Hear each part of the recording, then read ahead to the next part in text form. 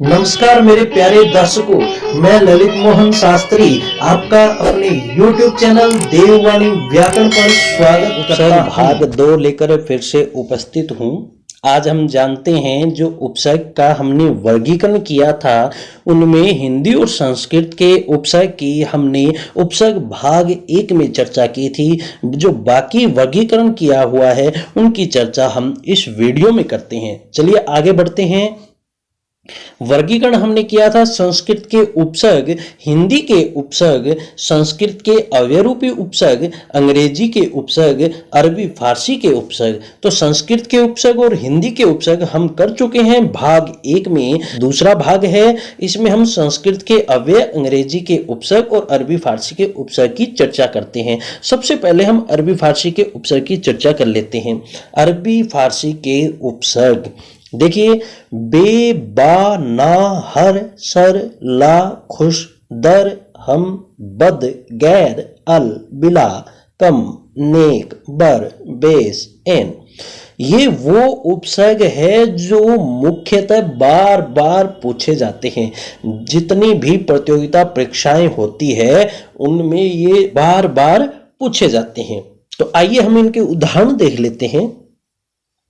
बे से बेकार, बेईमान, बेचैन, बेजान। ना से नाजायज, नादान, नाकाम, नालायक। बा से बाअदब, बाकायदा, बातमीज, बाइज्जत। सर से सरताज, सरपंच, सरदार, सरहद, सरकार। ला से लाजवाब, लावारिस, लाचार, लाइलाज। हर से हरदम, हर हाल, हर एक, हर रोज, हर मुराद। खुश से खुशबू, खुश प्लस बू, ये बू गंध से संबंधित है। इसके आगे आप यदि बद उपसर्ग का प्रयोग करोगे तो बनेगा बदबू, और खुश का किया तो खुशबू। खुश मिजाज, खुशहाल, खुश दिल। दर से दरबदर, दरकार, दरअसल, दरबार। हम से हमदर्द, हमराही, हमराज, हम सफर। बद से बदतमीज, बदकार, बदचलन, बदजात। गैर से गैर हाजिर, गैर कानूनी, गैर सरकारी। अल से अलकायदा, अलबत्ता, अलविदा। बिला, बिला का अर्थ होता है बिना, बिला वजह, बिला शर्त, बिला कसूर। कम से कमजोर, कम वक्त, कमसीन, कम उम्र। नेक से नेक दिल, नेक नियत, नेक राह। बर से बर्बाद, बर्दाश्त, बरकरार, बर्खास्त। एन से एन वक्त, एन का मतलब होता है सही, एन वक्त, एन जगह, एन मौका। बेस से होता है बेशकीमती, बेश कीमत। तो ये थे हमारे अरबी फारसी के उपसर्ग। आइए अब हम अंग्रेजी के उपसर्ग की चर्चा कर लेते हैं। Head, headmaster, head office, headquarter. Sub से सब इंस्पेक्टर, सब जज, सब डिवीजन।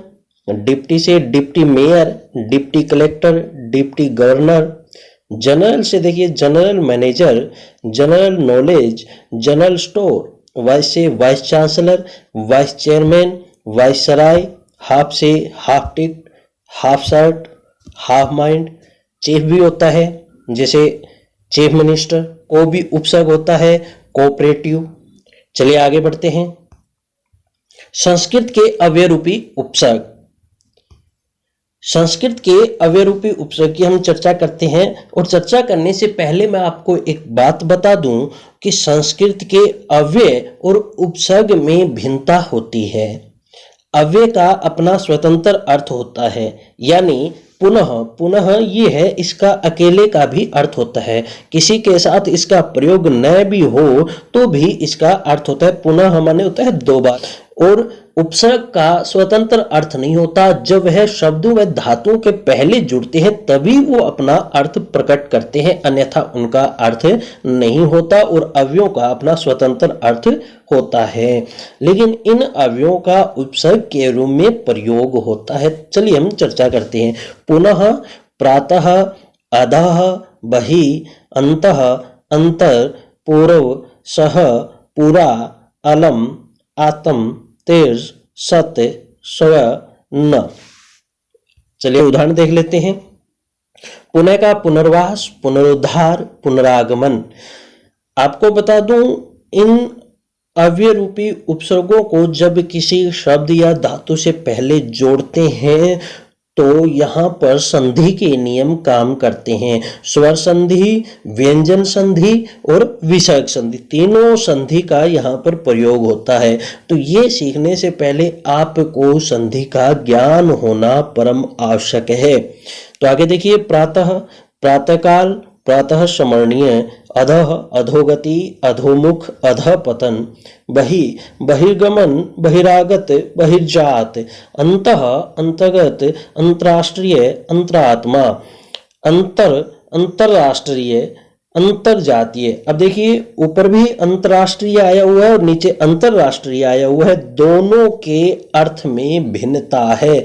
अलग अलग उपसर्ग के जुड़ने से इनके अर्थ में परिवर्तन आ गया, अर्थ भी भिन्न भिन्न है। अंतः उपसर्ग जहां पर जुड़ता है अंतरराष्ट्रीय, तो इसका मतलब होता है राष्ट्र के मध्य, राष्ट्र के अंदर।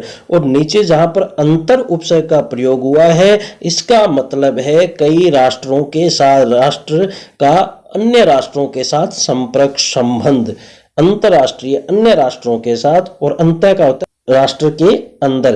अंतरराष्ट्रीय और अंतर्देशीय दोनों एक दूसरे के पर्यायवाची है। जहां पर अंतः उपसर्ग लगा है, उस अंतरराष्ट्रीय और अंतर्देशीय दोनों एक दूसरे के पर्यायवाची है।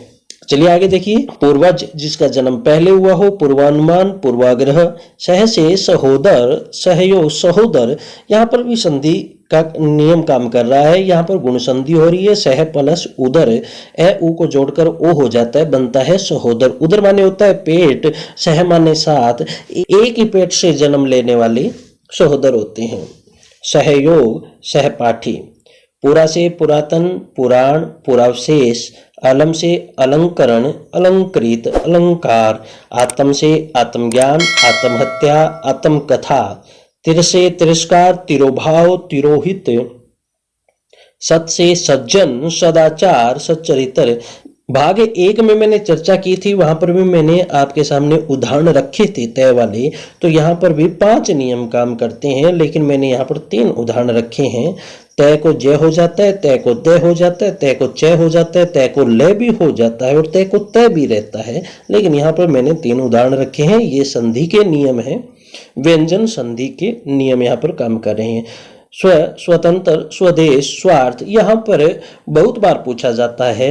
ये सु और स्व दोनों उपसर्ग दे दिए जाते हैं और विकल्प में पूछे जाते हैं कि स्वतंत्र में कौन सा उपसर्ग है, या कई बार स्वागत में पूछ लिया जाता है। तो स्वागत में तो सु उपसर्ग होता है और स्वतंत्र में स्व उपसर्ग है। ये आप जब संधि जानोगे तब आपको आसानी से समझ में आ जाएगा। स्वतंत्र में स्व उपसर्ग है और स्वागत में सु उपसर्ग होता है।